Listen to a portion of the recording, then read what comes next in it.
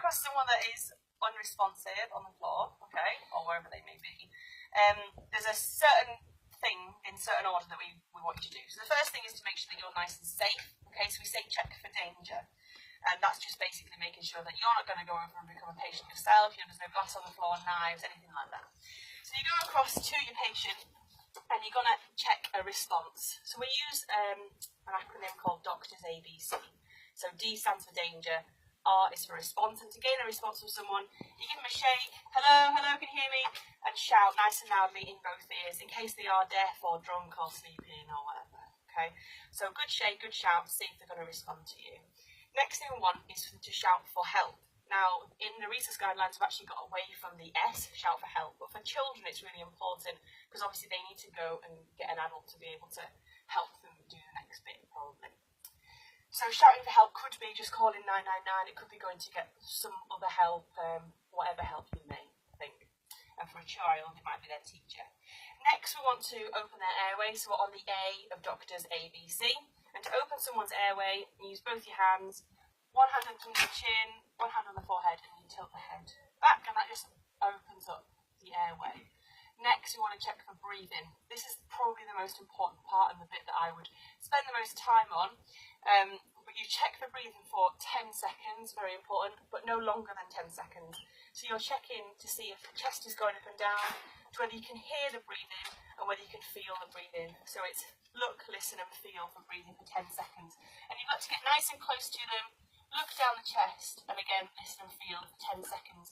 And what you're looking for in that time is for a person breathing normally. So I would say, ask yourself, are they breathing normally? And normal breathing is what you're all doing, nice, calm, regular, relaxed breathing. Abnormal breathing, therefore, is loud, irregular, or completely absent. And that is the most critical part. Lots of people make mistakes at this point because they hear some sort of noise and assume they're breathing, but actually it's not normal. Therefore, they are in cardiac arrest, which is when you stop breathing and your heart stops. So if someone's not breathing normally, the next thing we want is to start chest compressions. So to do chest compressions, we put one hand on top of the other. You can interlock your fingers, or you can just place one hand on top of the other. The heel of your hand in the centre of their chest. We don't do any sort of measuring. It's straight in the middle of the chest, between the two nipples, we say. And then your elbows completely straight. And then you simply push down. It's about 5 to 6 centimetres. And it's about 2 a second, which is not as quick as you might think. Going too quick won't allow the heart to get the blood out. Going too slow won't build up the blood pressure. So you have got to do a really good rhythm. And it's between 100 and 120 beats a minute. So 110 is perfect. So if you plan on any music in the video, 110 beats a minute would be ideal. So you continue like this until a defibrillator arrives, and that might be one that someone's gone to get out of a cabinet, or it might be our ambulance turning up or our first responder turning up. If you're on your own when you make the 999 call, we will ask you to stay and do compressions. If there is somebody else with you, we will ask them to go and get the defibrillator. Okay, so I'll assume that someone's doing compressions because these need to go on all of the time until the defib arrives. And I've gone to get the defib. Now, when you make a 999 call, we will give you the location of your nearest defibrillator. So if someone collapsed in Victoria Place, your nearest defib is at reception, only because I've just spotted it when I came in. So your nearest defib is there. If you were in the middle of town, they might send you to the one outside House of Fraser, for example, which is a coded cabinet, and they will give you the code for the cabinet and ask you to take the defib back to your patient. One of the myths that we're trying to sort of get rid of is the fact that you don't have to drag your patient to the defib. Okay, you can take your defib to the patient, they are very portable. But lots of people have this image of them dragging and getting plugged in, which doesn't actually happen. I always think that they look like something, a hose pipe or something, like something that you have to... No. Yeah, I think it's just the shape of them. Yeah, it is. It's to stop people climbing on them while they're around. Right, okay. Yeah. Okay, so this is essentially the defibrillator. They come in all different shapes and sizes. It's a bit like a car. They all run the same. They just have different buttons and different things in them. So obviously someone will continue with these compressions, and the next thing I want you to do is just have a go. And it's really, really important to get the message across that even if you aren't trained in one of these things, you can still use them. We suggest that anyone over the age of 8 can use these confidently, and we've had children of the age of 8 saving their parents with these things. They are really, really easy, and I'll prove it to you. So when you get it back, simply turn it on and just listen to the instructions. Call emergency medical services now. Adult mode. Follow the voice prompt calmly. Remove all clothing from chest and stomach. Rip clothing if necessary. So that's the patient's chest and stomach, not yours. So that's Take out the pads from the bottom of the device. Okay. Tear open the pad's packaging.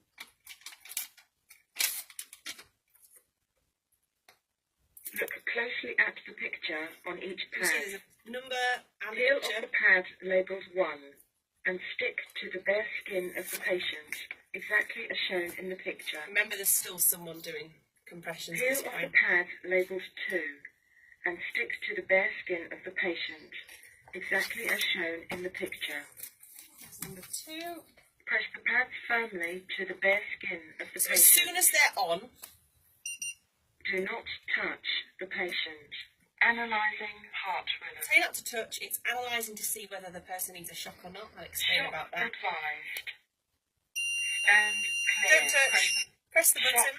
delivered. The person will jump a little bit, not too far. Begin CPR now. And then you're back on the Press the chest. pressing blip And the good thing about defibs first. is it gives you a little metronome at 110 beats, so it allows you to keep to time with your CPR. Okay? So you carry on like that. I'll turn it off. So is that an electric shock? Or what is that? What is it? Is it? It gives an electric shock. Right. It only didn't because that's Yeah. plastic. Yeah. Yeah, it does. It's about 150 joules. I don't know about joules, but that's what it is. So you carry on like that, and every 2 minutes the defib will repeat itself, and it will say, do not touch patient, analysing rhythm. So don't touch, let it analyse, and then it will decide whether the person needs a shock or not. You have no decision making to do once the pads are on, which is why they are so safe. They make all the decisions. And how they work is when the pads are on, they look for an irregular heart rhythm known as ventricular fibrillation, okay, or VF. And essentially what that means is normally your heart, as you're sat there now, you've got a pacemaker, and the pacemaker tells your heart when to beat, how to do it, how quickly, how often, etc. When the pacemaker breaks for whatever reason, whether you've been knocked around the back of your head or whether you've had a heart attack and gone into cardiac arrest, the pacemaker breaks and it forces the rest of the heart to try and keep going. But because it hasn't got one thing that's in charge, they're all trying to be in charge, it becomes very disorganised, and the rhythm just goes into a bit like jelly on a plate, basically. So when the defibrillator sees that, it advises a shock and it defibrillates. So it stops the fibrillation in order for the heart to restart. It does not restart a stopped heart. So if someone's got no electrical activity, the heart is completely stopped, it will not shock because there is nothing to defibrillate. Just as if I put it on you because I fancied giving you a shock, okay, you've got a normal heart rhythm, there's nothing fibrillating in there, so all it would say is no shock advised and start CPR. The defibrillator is relying on you to establish that they're not breathing and they need chest compressions, but it's responsible for deciding if they need a shock or not. That's taken out of your hands, so they are really, really, really safe. Okay, you cannot go wrong with them. Does anybody have any questions about them? Ask as many as you want. You'll need to understand this. If it doesn't advise The shock. to shock, you keep pushing. Yeah, Yeah. so regardless of whether it says shock or no shock, you always do CPR. Right. Because it might be that they've shocked the first time and they've shocked back into a normal rhythm, but the person will remain unconscious most likely, so you will continue with compressions. And you continue with compressions until they show signs of life, very obvious ones, or until our ambulance crew tell you to stop. Apart from that, you just carry on until the ambulance gets there. Even if they are breathing, even if their heart is restarted, they are still unconscious. Doing CPR will not harm them. So you just carry on until the ambulance gets here. So you don't put breath into your mouth, because I've seen that. Yeah, that's gone. We don't have to breathe into them anymore. Basically, people aren't willing to breathe into them. I certainly wouldn't breathe into a random person on the street outside walkabout or something. No. So we got rid of the breaths. Now you just do chest compressions, and good chest compressions will get a little bit of air in, but the person has a reasonable amount of oxygen left in their system to be able to keep going for that period, and you giving good chest compressions will pump that oxygen around their body, so there is no need to do any breaths, and people are more willing to have a go. It's also simpler because all you have to think about is one thing. The downside with some of the defibrillators is they do still say give 2 breaths, and that's purely because they haven't been updated to the new guidelines, but that's by the by. People won't know that. If it's a child, is it the same? Yeah, there's no difference with a child. The advantage of this particular defib is they have a paediatric switch. So if it's a child under the age of 8, you can flick the switch across, and it basically just reduces the amount of shock that a child gets. But if you don't have a paediatric switch, you can use any defibrillator on a child. It will still work. They assess the size of the patient and stuff, so they just won't get as much of a shock. But you treat a child in cardiac arrest exactly the same. A child is more likely to go into cardiac arrest because of an oxygen-related problem, whereas an adult is more likely to go in because of a heart-related problem, i.e. a heart attack will lead to it. So what if they're choking? You know, because my children have swallowed things before. So what happens if...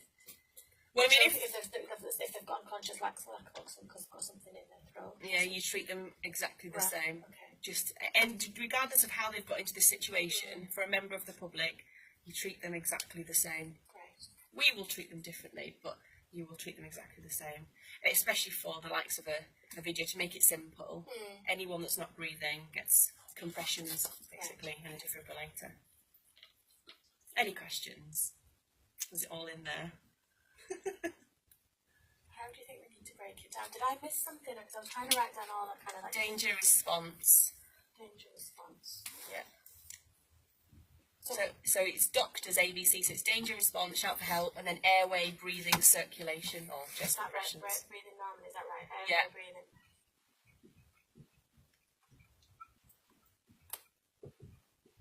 Yeah, and I personally think the breathing bit needs a good bit of effort into it, because it is the most important thing, because people get so confused about we call it agonal breathing. I don't know if you've ever heard of that. People look like people assume they're breathing, but they're making this weird noise, and it is not their last breath, basically, but they are dead at that point. So that's the biggest thing. People get confused and wait until the noise has stopped and then start, which is like 2 minutes down the line, and then we've got a bit of damage there. So. Right, okay. Right. Any other questions? I don't think this is going to be easy. It's doable, isn't it? I think we just have to concentrate on it being very visual, rather than, especially if it's for a child, they're not going to be always picking up on things. Yeah, and it is actually very simple. Yeah. And the second part is how to access the cabinets. That's very, very simple. We give you the code, we tell you everything, how to get there, where it is, and there's a code and you take the defib out. But that needs showing because people don't understand that bit. I guess that's dialing 999 comes where here at the top. Yeah, so you know, when you're shouting for help and someone's dialing 999, you could show someone go into the cabinet, and then when they're coming back, the person is continuing, you know, show them starting compressions, someone leaves them, and when they come back they're still doing compressions, but you've been and gone get the defib. Yeah. That's what we need to get to people. Yeah, alright. So where do you think we need a city one and a rural one, or does it not matter? I don't think it matters too much because the process is the same. Yeah. You're just going to wait a bit longer in rural areas for an ambulance. But it just needs to show the cabinet, really. Yeah. But there's loads of them about, you can see. Yeah, I think there's one in Buttermere, I'm sure. Yeah, there is one in Buttermere. Yeah, I mean, it doesn't matter. But I think it needs to be in outside or in someone's house. Yeah. I mean, they're not going to be using a defibrillator in the house. I suppose they are. I mean, they're in suburban streets. Right? Yeah, I mean, 85% of people have a cardiac arrest at home. Right. So only 15% are in public places. Right. So more and more we've got defibs in residential areas, in telephone boxes mainly, and sometimes on shops in the middle of house and stuff. So Right. if they're in a house, they would be sent, in a village, they'd be sent to their school or whatever, wherever the cabinet Right, is. okay. But more and more you'll see them in telephone boxes, because telephone boxes are ideal in residential areas, because they're generally central and people know what they look like. So what happens if it's, say, like a house, like a suburban house in Martin, someone went into cardiac arrest, 4999, would they say go and get a defibrillator? Or something, because the ambulance is going to be there in a couple of minutes. So Not necessarily. Right. Okay. Yeah, because there's ambulances in Carlisle, Yeah. but there's only 2 of them or 3 of them on a day. Right. So if okay. they're out, then you're waiting for an ambulance to come from Penrith or Wigton. Right. So regardless of where it is, we will try and send you to your nearest defib. Right. Sometimes there isn't one, and it's just a case of doing compressions. Right. But we're trying to get across that there are more and more out there, and if you are sent to one, this is what's going to happen, and this is how you do it. Because I would never have thought, say, if it was in a suburban setting, to go and get a defibrillator. I would just have thought that it would be in rural locations. Yeah, it's cities as well. And obviously, if it's just one person, you can't leave them. So. Yes, if it's just one person, then we would stay. But if it's always made better, the situation, if there's another person. Yeah. You can shout a neighbour or something.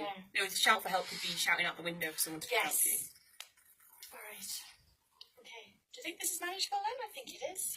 Got some ideas? Yeah?